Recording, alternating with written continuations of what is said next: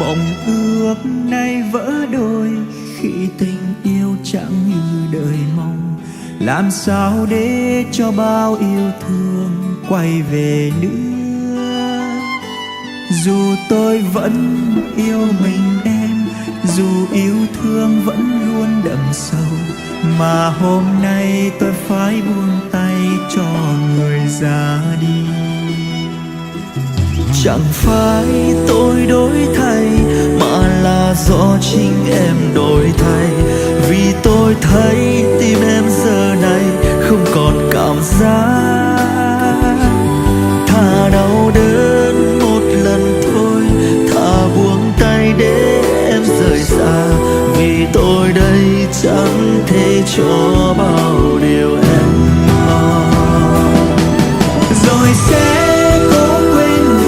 quên hết đi từng tháng năm còn nhau, sẽ xem như cơn mơ vừa thoáng qua, rồi chẳng suy nghĩ thêm nhiều.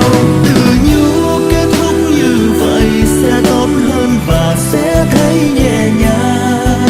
Dẫu mai đây bên em là ai, chẳng phải tôi chỉ mong em sẽ mãi hạnh phúc hơn bên tôi.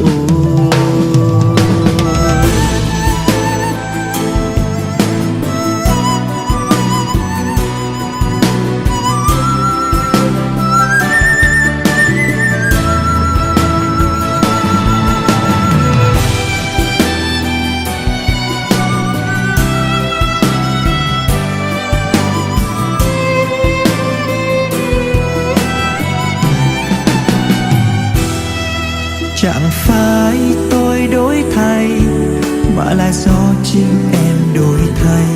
Vì tôi thấy tim em giờ này không còn cảm giác. Thà đau đớn một lần thôi, thà buông tay để em rời xa. Vì tôi đây chẳng thể cho bao điều em mong. Rồi sẽ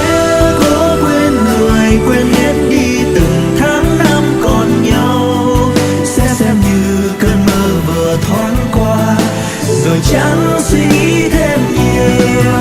Tự nhủ kết thúc như vậy sẽ tốt hơn và sẽ thấy nhẹ nhàng.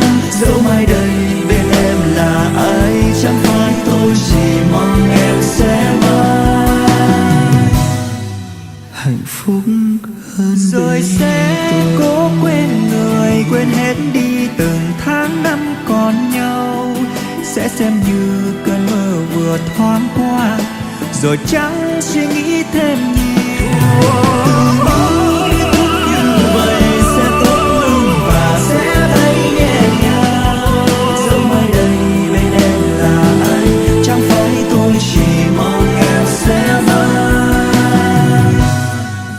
hạnh phúc hơn bên tôi.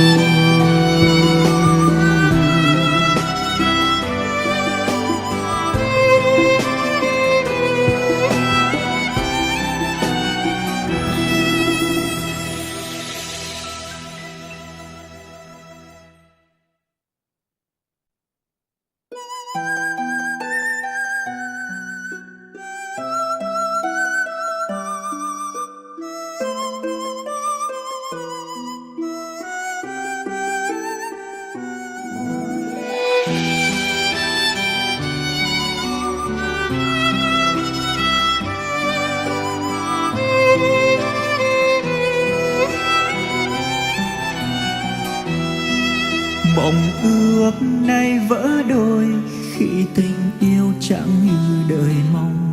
Làm sao để cho